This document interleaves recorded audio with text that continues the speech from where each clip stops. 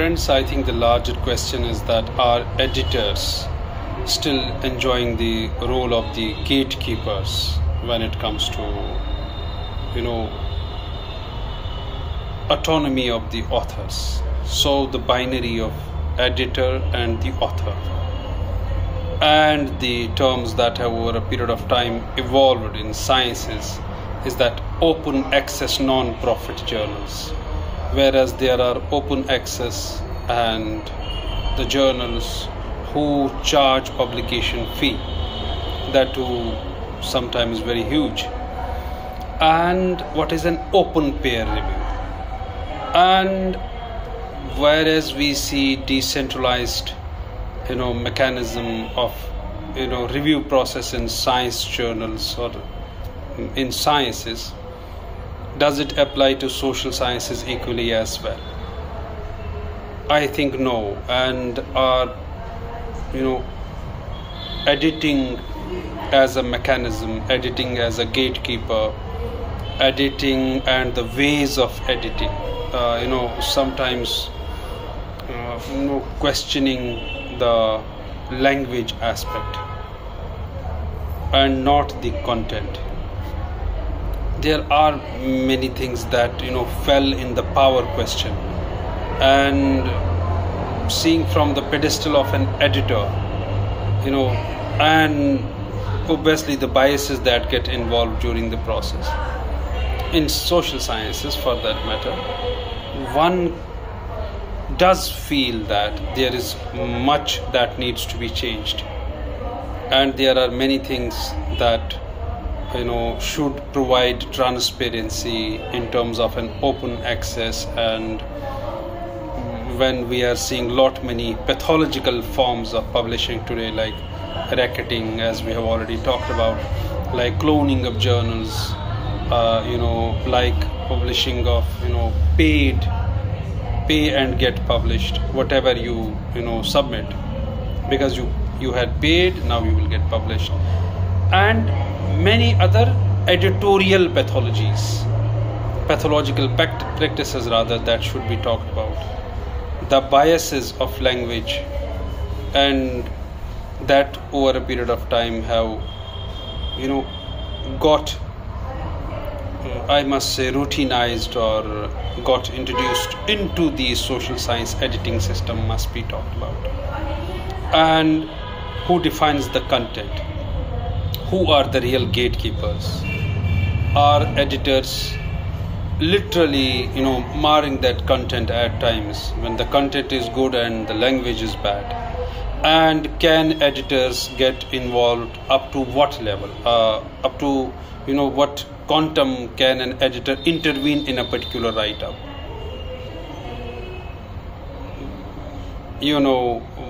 Seeing it from an insider's perspective, at times one feels surprised how can an editorial team change the whole aspect, change the whole shape of a paper that is submitted by someone else.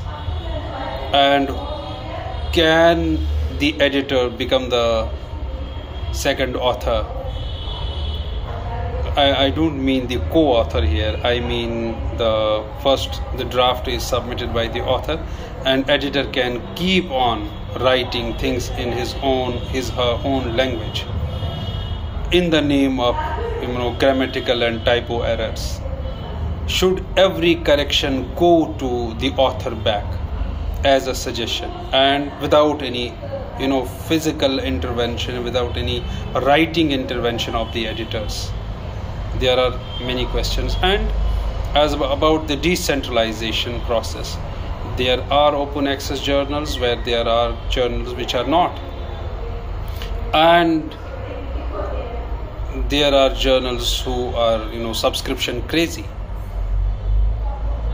That's why things are not online always. There is a whole economy involved, as one can understand the subscription business in itself, fetching revenue to run particular journals. Now, what should the new generation of scientists, and especially social scientists or those who run academic journals, propose in these circumstances? And what are the things that mainly should get changed? Where is the author today in social science journal system? What are his capacities, and vis-a-vis author, where does the editor stand? What sort of power relation is there between the two? Who has the authority to accept the content or reject the content, and on what basis? How things can be made more transparent into the editing system, and how can transparency be actualized in the true scheme of things? There are many questions, but in pandemic we saw another aspect as well. We saw that reports were made by journalists on preprints wherein peer review system was missing, and there are many questions that can be asked on the peer review system itself, the mechanism of today's peer review system. I'm talking of the social sciences particularly. And when the reports were drawn, especially on the COVID stories, based on the preprints, not the peer review ones, what was the reliability of those reports? And does peer reviewing a particular paper make the paper or turn the paper into an authentic scientific piece? Can there be more lacunas? Is it that editing means perfection? And is it that biases are not involved in the editorial, whole processes? And when we say, can the editing at times or editorial comments be exaggerated, inaccurate, or flawed out, or wrong? Yes, possibilities are there. Depends upon where has a particular article gone, who is there to review the paper, is he, she having any expertise, particular expertise or body of knowledge on the particular journal, or when it comes to the selection of reviewers or reviewers panel, precisely what sort of considerations are there? Or people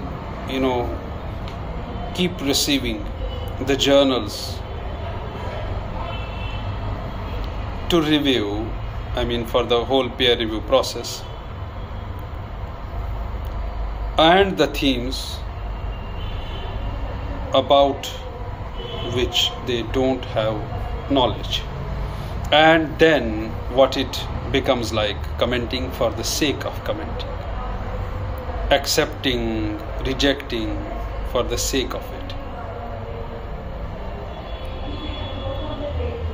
And in the whole proliferation system of journals, thousands of journals have come up over a period of time. Who are the editors? Let us question that first. Are they relevant guys? Or it becomes later, the selections or rejections just become a matter of networking, and that academic friendships and all that. Therefore, or another aspect is that of the the peer reviewed groups of papers. How are they classified? How are they put in literally on the paper when it comes to print? And there are journals, I sometimes wonder, I literally feel shocked, with bizarre names and with bizarre considerations, like a journal is including papers from science, social science, arts, humanities, and all that. I fail to understand what can be the criteria for selection or rejection. Or the very names, International Journal of Sciences, Humanities, Arts, and all that are the names. And that means anyone can submit anything, pay the submission fee, what they pay for the publishing under different polite names, and get published whatever they have submitted. Is it contributing anything to the research, especially Indian research? And UGC care listing in itself has been made an excellent category. Is that sufficient? And the journals that fall out of the purview of that process, do we need to question all journals? And there are many more quality international journals as well. And mind it, here it's not that I am saying there are journals who though charge publication fee from the authors and then publish, are all of them lack quality. No, but the racketing that has that's a recent phenomenon, I must say, from a decade or so, is purely a business, entirely a business and not research. Therefore, this will open a whole Pandora box of things if we start talking on these things. And I know I am not doing justice here, talking completely on each one of them. It will need a lot of time, and it will need further many videos to explain them, these processes separately and in detail. I will try to come up with those themes wherein one can precisely understand one process at a time, like peer review process, like editors, like open access system, like Scopus, like care listing, and like the peer reviewed content. We especially more precisely the authors should start questioning the editorial designs today.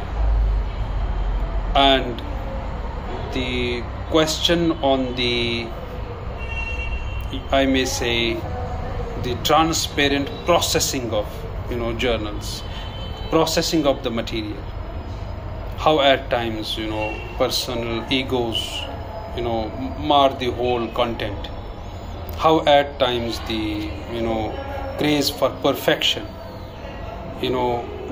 that includes too much of the editorial intervention into a paper affects, and then it becomes it is the death of the author and the eventual rebirth of the editor into one's particular manuscript.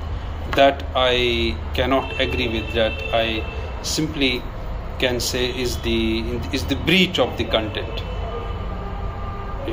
Editors may be fine, intelligent beings, but they cannot write or introduce or totally change or considerably change someone's write-up. There must be only two categories: either accept or reject. When you reject it, fine, because it doesn't meet a particular criteria, or when you select it, it should go again and again to the author for each and every correction. That each and every correction should come from the author itself. And editorial or editing team must not be too much into the language aspect, or intervene too much into the writing of the particular, into the language of the particular paper, because I feel it affects the whole decorum of editing. It affects that process in toto. And another question is that of the drafting of academic papers, and especially my university, Jamia, earlier had conducted academic workshops on or seminars on academic writing, and students conference on academic writing. Those things are there, and things are online. Students can first watch that content very carefully, and learn about academic writing, learn about proper referencing, proper citations, what are footnotes, endnotes.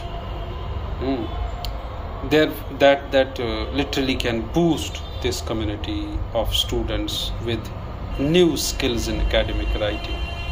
At the end of this, let me again reiterate that much of the research that even comes to fore is yet to be peer reviewed, and especially the research from the conflict zones needs a double recheck.